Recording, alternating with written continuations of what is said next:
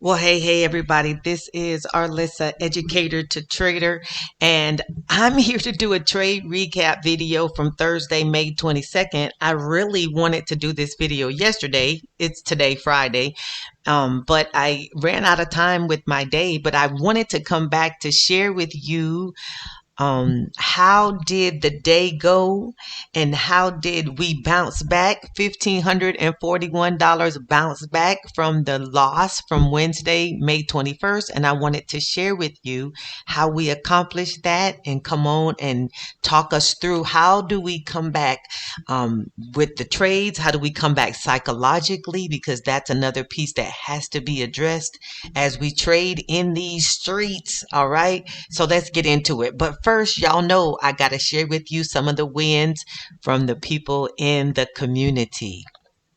This member took 4 trades yesterday and they did a PDT hack on 3 of them: 5805, 5810 PCS. They did a 5875, 80 call credit spread, another call credit spread a little bit above that, and they duplicated that one, pulled in all those premiums. You see 3 times the 150, talked about how many contracts they did, and rounded the day out with $530 in profits. Let's clap it up. Let's snap it up. We'll take it. We'll take it. Another member of our community had about 5 trades, looks like. 5800.05 put credit spread, 5810.15 put credit spread, 5820.25. Notice how they're stacking those put credit spreads together and pulling in premiums all the way up as price was going up. And then at some point go to call credit spreads on the top side: 5885, 5890, 5900, 5905, and it shows the profits that were made. If we do a quick add there, it looks like we've got 70, 175 plus 50 more, $225 in profits. Yes, we'll take it. We'll take it. Snap it, snap it. We love it. We love it. Love how we put together and stack the numbers. As the price goes up, we go up with our credit spreads. As price falls down, we go down with the credit spreads. And with the whole plan that we're looking for is how do we get outside of the place where we believe price is going to go for the day. Let's look at one more. Okay, so actually I got 2 in this same screenshot here.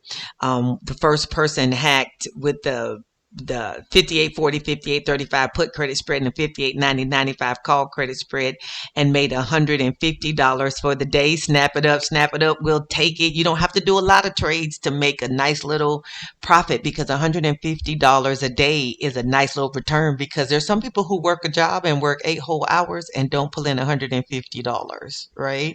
So we'll take it. This is a nice little sideline, nice little additional income. $150 just for letting the time pass. We'll take it. The next person here, 935 M8B, 57.95 and 90 put credit spread. They took in $95 and hacked it for a profit. And then they had another one, 58.80, 85 call credit spread. They hacked that for a profit. Total profit was $100. Again, nice little sideline income. If you could make an extra $100 a day, that's an extra $500 a week, which is an extra $2,000 a month. An extra $24,000 a year. That would be a nice little boost to your income. What you think? What you think? Yes, these are just some of the members that posted their profits. I could continue and go on and on with that, but I won't do that because that ain't what the video is about. But just know that the membership is open. The membership is open. You can go to bit.ly/E2T-membership. I'll put that link into the comments too, to make sure that you can join us. And it's going right now, $97 for the rest of this month. And then the price is going to increase. So don't be sitting around, waiting around, deciding you're going to study long. You study long, you're going to be at another price. All right, come on. Let's get into the video about what I did yesterday in order to recap or re-pull in or get my money back from the previous day, from the 21st loss. Okay, the first thing I want to show you is this chart from the 22nd. We opened over here at 58.41. Price kind of did a dance around. This was our opening range. You see And let's go to the 15-minute chart, because on the 15-minute chart, you're going to be able to see how I set the opening range. Opening range for me, I use the 15-minute. Some people use the 30-minute. Both of them are quite useful, but I use the 15-minute high and low of the opening range. I also have a indicator that's what this darker red line, the darker red area is the indicator that also gives you that. That indicator gives you that, and it gives you some targets as prices going up and down. But either way, opening range, price went up a bit, went up as high as 58.62, then pulled back as low as 58.28. So we're at 58.62 down to 58.28. We went up again to 58.67. Pull back now to 58.39. Notice we've got a higher low here, higher high and a higher low. And then we ran up again as high as 58.78, another higher high, and then we pull back. One thing I want to show you real quick, just as we look at the day, do you notice anything about the day? We started here at 58.41 and we closed here at 58.41. If I change this to a daily chart, this is the candle for the day, this green one right here. And basically we did all of this price action. We went as high as 58.78. We went as low as 58.25, and we ended up right back virtually at the same place. All right. After all that price action, we ended up right at the same place, which is okay with us from the standpoint of when we get trades outside of the top and outside of the bottom. It's good if the price action moves around a bit. It can be a little scary though, because you're thinking your trades may be breached. So you get a little nervous about that. But if we're outside of those ranges, we collect credit spreads, we collect premiums, as long as the price doesn't end there, we're in good shape. All right. I want to show you the trades that I took. It's a pretty long list, but I took several trades along the way so that I would capture my money back from Wednesday, from the day before where I lost money. Okay. This is quite a long list of trades, and I am not going to go through every one. I'm not going to go through the time. I did them in order by time, so they are in order based on when I entered them. But this is throughout the day where I was, as price action is moving, I'm moving with it, watching the candles, watching to see where price is going, where does it, not go. I did close one trade earlier in the morning, the 58.20.25 put credit spread, when I thought it was going to be breached. I was following my risk management rules that I told y'all about yesterday, where if it got to where it touched my short leg, I was closing it. It actually did not touch the 58.25. It got down to like 58.30 and I got nervous, so I closed it. And as soon as I closed it, the trade turned around and went on up from there, and I could have saved my $180 and this would have been more profits. But listen, I'm quite happy that yesterday when it was all over, I had generated $1,541. That was a way to mitigate the losses from Wednesday. But I want to talk about, how do we bounce back from a loss? How do we come back psychologically from a day when there's been a loss? Because sometimes when you've lost money, it's hard to push the button again the next day, because you're worried that, what if I go into these trades again? What if it doesn't work out? Like I showed you the one on the trade where I got a little nervous because the price came down.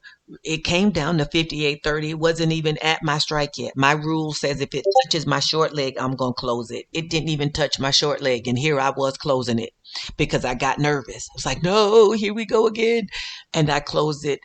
But I put a lot more trades on to even cover that back up. So, but I took two more trades basically. It took two more trades to cover the one that I closed it prematurely. Either way, what I wanted to continue to discuss is how you manage psychologically. And you really have to still continue to focus on your trade, focus on the price action, and you enter your trades based on what you see. Okay. So like in this case, we're here, we see this is where you would put on a call credit spread. You want to go above the strikes that you see, above the area. Oh goodness, come on, there we go. We want to go above the the area where you see the price has gone and reversed, and you put a call credit spread there. When price comes down and it starts making a reverse, like here, price reverses, I want it to go underneath the opening range. This opening range I had here, once the price came back into the opening range, I wanted to do a put credit spread. Okay, let me go back one, because I also did, when the price broke out of this put credit spread, I used the opening range breakout to do a put credit spread here early, first thing in the morning. Once it did a breakout here going upwards outside of this range, then I did a put credit spread. Once it reversed coming back in, then I could put on a call credit spread. It came back into the range and then it did a reversal going back up. I did another put credit spread. As it broke out again, we're still just following it up. This may be another put credit spread. It hit another area of resistance here. So what do you think we did after it hit another area of resistance? We put on another call credit spread. This call credit spread then is actually higher. This is where you see my higher strikes. We put this on at a higher strike than the previous one, because price is climbing. You see price has gone higher. It's gone higher here. So now this next call credit spread is higher than that one. Right? You put the next strikes, you go up in strikes. That way, if as price is climbing, so are you. So you do another call credit spread up there. As price comes back down, you say, okay, price hasn't come back down to the lowest, but now we have another reversal. Guess what we do in here? You guessed it. We put another put credit spread, and we can put one a little bit closer now. I think my first one was like 57.70. I was down in the 5700s. Then I got into the 57.95, 5800. Then you come up into 5800, 58.15, 58.25, something closer, just underneath the opening range. As you get, you can get closer and closer because as you see price action kind of climbing up. Price goes up, up, up. It goes up, up, up. Then what do? We then go and say, okay, cool. Let's put another call credit spread up here. I keep this thing, it keeps getting in the way. There we go. Now we put another call credit spread up here just before this major drop. This is a major drop here. Call credit spread here, 58.80. And I actually thought 58.80 was never going to be resistance. There's a whole lot of stuff that was happening. Let me turn on a moving average so you can see why I'm saying that there was 58.80 was going to be resistance. Well, here, this black line is the 100 period moving average. And this blue line that's coming in here is the 50 period moving average. Well, moving averages are going to play support and or resistance depending on where they're located. And these are right here at this place, and they're both together. The 50 period and the 100 period were right here together. That's going to be strong resistance. So as soon as this price came in here, you see it turned around and rejected real hard and ran back down and ended right back into the opening range. Now, we wouldn't have cared where it ended, but just let you know that 58.80, which I did have one of them as my strike, 58.80, 58.85 call credit spread was a good place, because we're using things like the moving averages and other indicators and just price action, looking at the chart to see what would be good areas that would be resistance or reversal places that we can use to help us to determine our strikes. Okay, so I wanted to share with you what did I do yesterday, or March 22nd. It was yesterday because now it's the 23rd. What did I do to recap or recapture some of the money I lost on the 21st? I didn't capture all of it back, but listen, we mitigate the losses little by little. We don't do get back. We don't revenge trade, but we do look at how can I get back into the market. You don't lose money and then be afraid to go back into the market, because then how you going to get it back? How you going to get the money back if you don't go back into the market? That's where you left it. Go back and get it. Go back and get your money. All right. So if you're going to join us, okay, you want to join the membership at the current price, because we got a current price, right? $97 a month right now. This is going on through June. Nope. Yep. Through June 1st, I believe it is. Through June 1st. And then it's going to switch over to the new pricing and all. You want to go to bit.ly/E2T. This is also in the comments, not the comments, in the description area. bit.ly/E2T dash membership. You can come over and join us. We are focusing on SPX and let me type the right things, right? PX and XSP. SPX is great for the overall market. XSP is a smaller stock. It's basically the mini of the SPX, but it's a one spread, so you can use smaller collateral and trade XSP. And this is where we're focusing. You're going to be trading with me. I give trade alerts. I have a good community. We do training and teaching, all those good things, and we're focused on just these two stocks for the membership. All right. So come on over and join us. Be sure to like and subscribe. Do all the things you're supposed to do. Hit the notification bell. Put the thumbs up. All the good old stuff. Pass the word. Tell your friends that we're over here trading SPX everyday credit spreads, and we're trading them profitably. All right. All right. Come on over. I'll see y'all in the market. All right. Bye.